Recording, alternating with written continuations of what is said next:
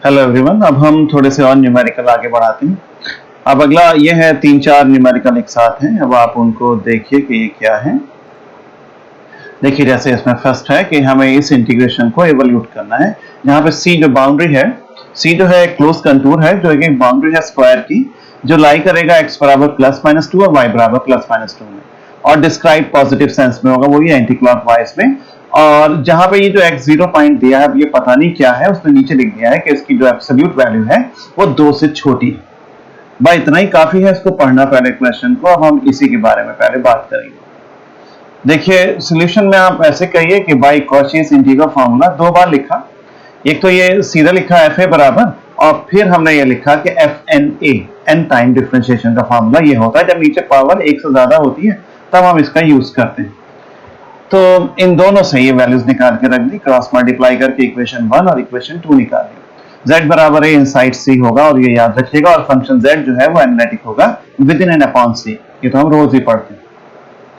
पहला क्वेश्चन अब ये था, इसमें c एक स्क्वायर है जिसकी साइड x बराबर +2। तो x बराबर +2 बनाने के लिए ओरिजिन से आप 2 दूरी तक जाइए और y के पैरेलल लाइन खींचिए। फिर ऐसे आप लेफ्ट में करिए -2 तक, तो ये 2,0 से जाएगी लाइन, और ये -2,0।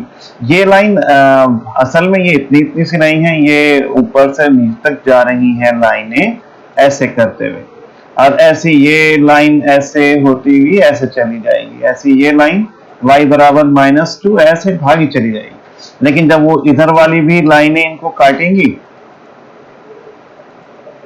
ऊपर से नीचे तक, तो ये स्क्वायर बन जाएगा। आप समझ रहे हैं, 4 लाइनें बनानी है, x बराबर 2 पे, x बराबर -2 पे, और ये अब ये आ गया। अब c जो है वो कितना है, कहिए उसने दिया है कि x0 जो है वो 2 से छोटा है, और मॉड लगा रखा है, तो या तो वो राइट में होगा, निगेटिव हुआ पॉजिटिव हुआ तो नेगेटिव हुआ तो लेफ्ट में, लेकिन 2 से छोटा है, तो हर हाल में x0 जो होगा वो इस c के अंदर अंदर ही मौजूद होगा। बस इतनी सी तो बात है। कहते हैं कि here mod x0 less than 2 so point x0 lies within c। अब अगर ये इसके अंदर है तो आप कहिए नीचे वाला हिस्सा तो हम z माइनस वही a का होल स्क्वायर मान ही लेंगे इसको, और ऊपर जो भी है हम इसको ऊपर वाले हिस्से को हम fz मान लेंगे। तो आपने ये इसको fz मान लिया, तो इक्वेशन नंबर 3 में कहिए ऐसे बन गया fz ओवर z माइनस इतना, और इक्वेशन 3 देखिए ये थी, ये fz और इतना, और ये इक्वेशन 2 की मदद से ये हो जाएगा 2 पाई i ओवर फैक्टोरियल n।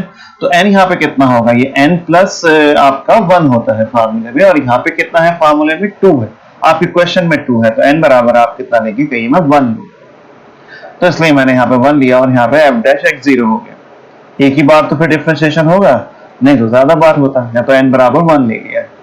तो इसका मतलब एक बार डिफरेंशिएशन किसका, फंक्शन z का। फंक्शन z क्या है, tan z/2। डिफरेंशिएट करने के बाद उसमें आप z बराबर x0 सब्स्टिट्यूट कर देंगे। एक बार आपने डिफरेंशिएट किया, और ये आपने इसमें डिफरेंशिएट करने के बाद यहाँ डिफरेंशिएट किया, और z की जगह पे x0 रख दिया।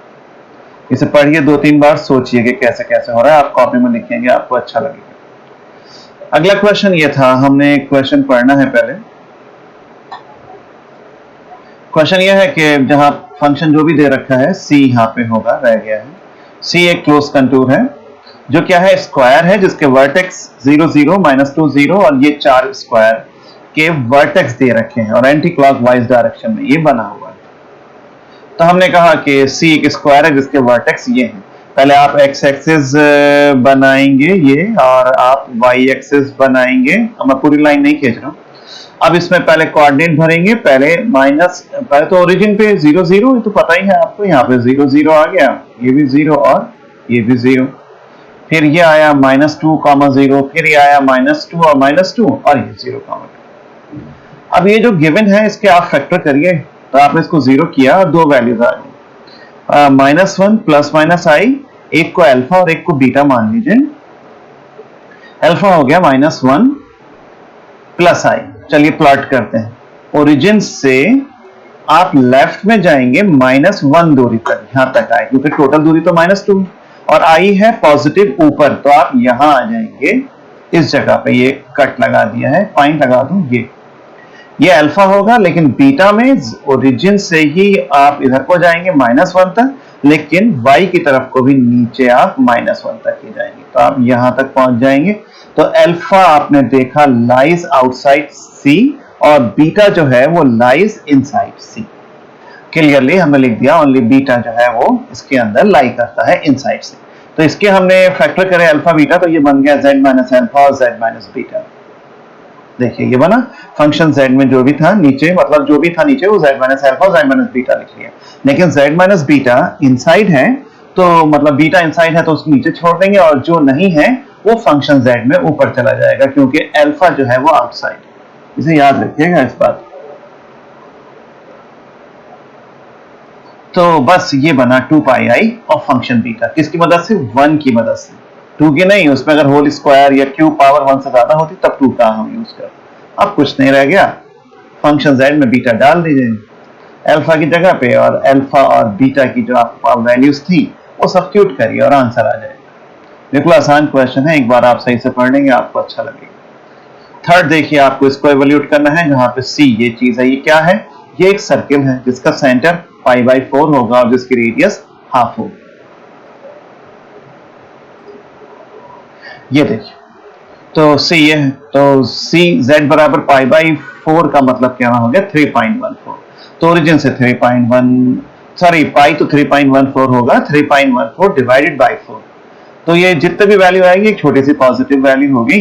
3 को भी अगर मैं 4 से डिवाइड करता तो 0.75 होता, ये थोड़ी 0.75 से भी थोड़ी ज्यादा होगी। तो ये है, और इसकी जो रेडियस है वो हाफ होगी। तो यहां तक ओरिजिन से यहां तक की दूरी 0.75 से थोड़ी ज्यादा है ये डिस्टेंस, और रेडियस अब ओरिजिन से तो 90 की रेडियस 0.5, तो ये ओरिजिन क्रॉस नहीं करेगी। ओरिजिन की वैल्यू तो 0.75 है और हाफ कितना है, सिर्फ 0.5 है, तो ये अंदर ही अंदर रह जाएगा यहां तक।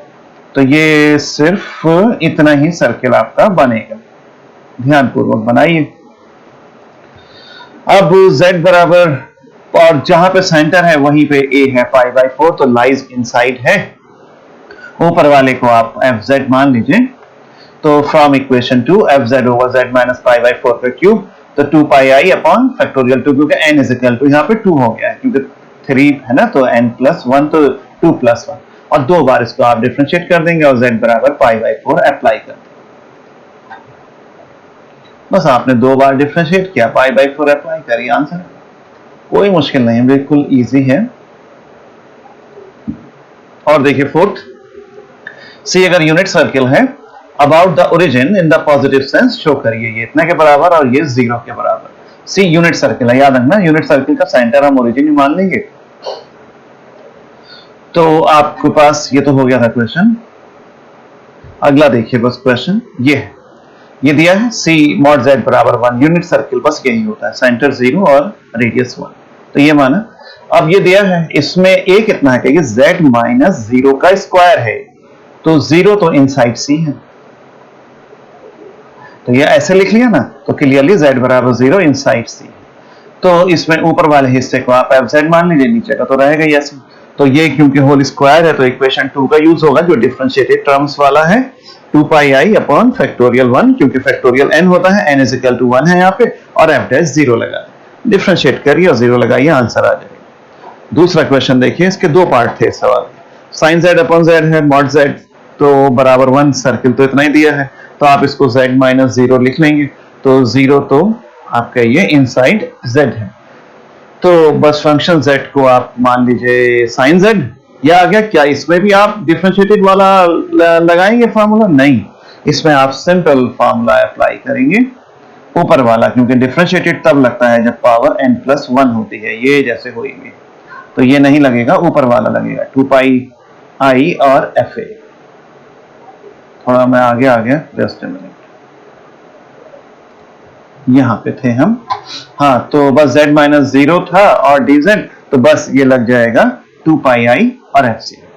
तो बस डिफरेंशिएट करने की जरूरत नहीं है, साइन 0 0 होता है, तो इसलिए आंसर जो है वो 0 आ जाएगा। अब फिर से वही प्रॉब्लम है, लाइट भागी हुई है, काफी देर हो गई। फिलहाल अभी तो 9 मिनट हुए हैं, चलिए थोड़ा एक और थ्योरम देख लीजिए। कॉशियस इंटीग्रल फार्मूला, अगर एफ जेड एनालिटिक है within and on a circle C, जो कि सर्किल की इक्वेशन ये, इसका सेंटर ए होगा, रेडियस आर होगी, और फंक्शन z की वैल्यू, मतलब गिवन जो भी फंक्शन है अधिकतम वैल्यू उसकी m है, चाहे z में कुछ भी डालें वो हमेशा m से छोटा रहता है for every z on c। z कुछ भी रख दीजिए, फंक्शन z कुछ तो होगा जो z से मिलकर एक फंक्शन बना हो उसमें, और वो कहां से वैल्यू ले रहा है, डोमेन c से। कुछ भी डालिए m से हमेशा छोटा होगा, तब ये प्रूव करके दिखाइए। बिल्कुल आसान क्वेश्चन। गिवन सर के लिए मॉड हटा दीजिए दोनों तरफ से, ये लगा देंगे, मॉड लगा दूं तो e की पावर i थीटा फिर से 1 हो जाएगा, इसमें डरने की बात नहीं। तो डिफरेंशिएट करिए और डिफरेंशिएट करने के बाद दोबारा मॉड ले लीजिए, तो मॉड ऑफ e की पावर i थीटा भी 1 होता है और मॉड ऑफ i भी 1 होता है। किसी को अगर मॉड ऑफ i में, जस्ट अ मिनट,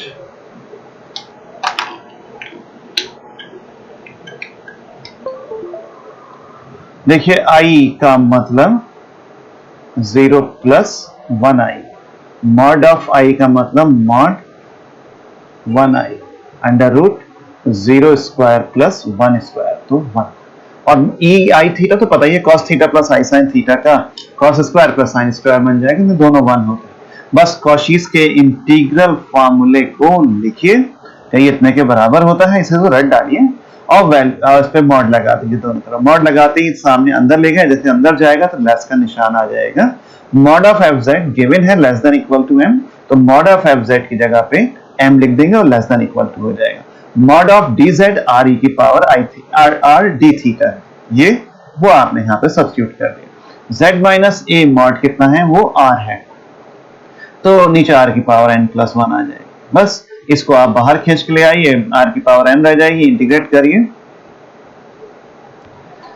ये आपने इंटीग्रेट करेंगे, वहां थीटा आएगा लिमिट लगाने पे 2 पाई, इतना ही बचेगा, कट कुट के ये इतने के बराबर आ जाएगा। लेकिन वैल्यू पहले ही लेस हो चुकी है, ये देखिए मैं फिर से पिछले पेज पे आ गया, देखिए पिछले पेज पे यहाँ पे वैल्यू लेस हो चुकी है। इसके आगे जाऊंगा जब मैं इंटीग्रेट करूंगा तो मैं इक्वल लगा के, क्योंकि और कुछ छोटा नहीं हो रहा है, आर ऐसे ही रहेगा, डी थीटा का इंटीग्रेशन थीटा लिमिट लगाने पर 2 पाई बन जाएगा और m अपॉन ये सब ऐसे ही रहेगा। लेकिन ओवरऑल इसके लिए क्या होगा, जब लास्ट में लिखेंगे तो लेस देन इक्वल टू पर ही वैल्यूज आएंगे, तो ये लेस देन इक्वल टू पर ही वैल्यू, सवाल इतना खत्म हो जाता है। और अगर आप an को ले लें fna और इतना, तब an और इसको लेफ्ट में मल्टीप्लाई कर दें, लेस देन इक्वल टू, और लेस देन क्यों हो गया, मॉड लगाया ना, इसमें एक लाइन छोड़ दी है यहाँ पे लिखने पे, इंप्लाइज दैट यहाँ पे ये लिख देते an फैक्टोरियल n बराबर fn और a। अब मॉड लगाइए, मॉड an फैक्टोरियल n बराबर मॉड fn a, लेकिन मॉड fn a जो चीज है वो यहां से ऊपर वाली लाइन से less than equal to m factorial n और r की पावर n, तो दैट इज करके आप लिख देंगे,